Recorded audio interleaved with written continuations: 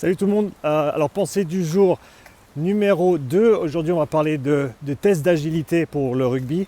Donc comment mesurer l'agilité dans le rugby. À savoir que c'est très difficile à faire si on commence avec les changements de direction. Changement de direction, ça va être, on va dire, défini à l'avance ce qu'on fait. Donc par exemple on court, on touche la ligne, on fait demi-tour, on revient, on touche l'autre ligne et on revient. Ça c'est un test de changement de direction.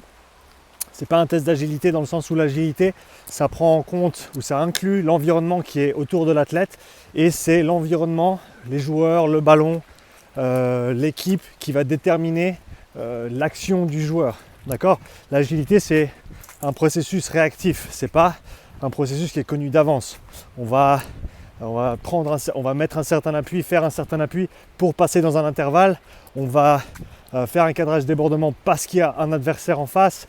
Donc toutes ces décisions, elles sont issues du processus d'observation et de perception et ensuite de cognition, de réflexion avant qu'on décide de faire le mouvement d'après.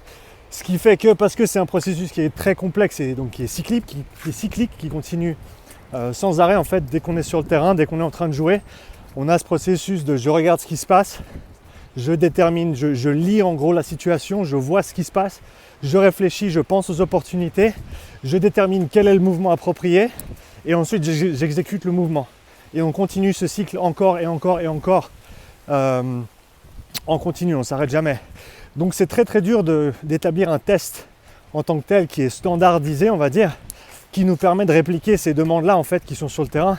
Donc ce que je recommande pour les coachs qui veulent tester l'agilité, en gros c'est de suivre le processus de progression pour le développement de l'agilité. Donc comment faire ça ? On commence avec des positions simples, on commence avec un environnement fermé, ça veut dire pas de stimuli extérieurs, et on commence avec des choses qui vont très lentement avant de passer à des choses qui vont vite, qui sont complexes dans un environnement ouvert.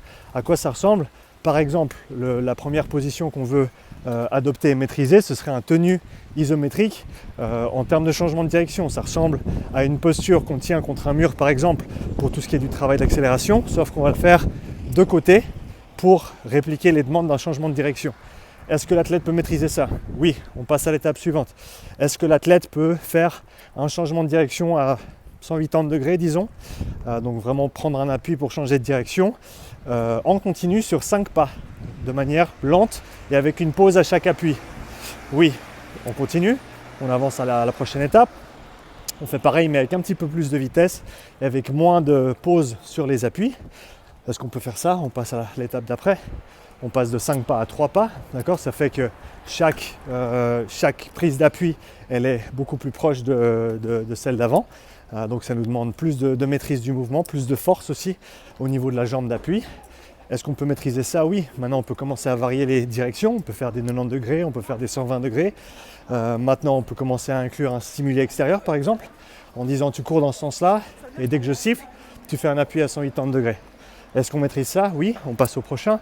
Et on continue le développement de la complexité du mouvement en ajoutant de plus en plus d'options à l'athlète. Donc peut-être que quand je siffle, tu dois faire un appui à 180 degrés. Quand je tape des mains, tu dois faire un appui à 90 degrés. Une fois qu'on passe à ça, on continue en incluant peut-être des défenseurs. Un défenseur qui va avoir un comportement prévisible. Donc en disant, là, le défenseur il va soit faire un pas à gauche, soit faire un pas à droite. Et toi, tu dois prendre un appui pour partir dans la direction opposée. Et on continue jusqu'à ce qu'on développe ces situations pour qu'elles ressemblent très fidèlement aux situations qu'on va retrouver dans le jeu. Donc pour moi, le test, il se fait comme ça.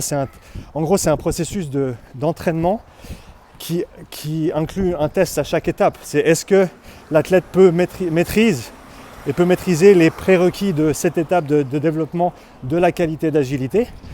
Si c'est oui, on passe à celle d'après. Si c'est non, on reste encore un petit moment ou même on revient en arrière d'un cran pour solidifier les bases avant d'aller de l'avant. Et pour moi, c'est le meilleur moyen de, en gros, tester l'agilité. C'est au travers, en gros, du processus de développement et d'entraînement de l'agilité. Voilà, c'était la pensée du jour numéro 2. Si vous avez des questions, laissez-les dans les commentaires. À bientôt.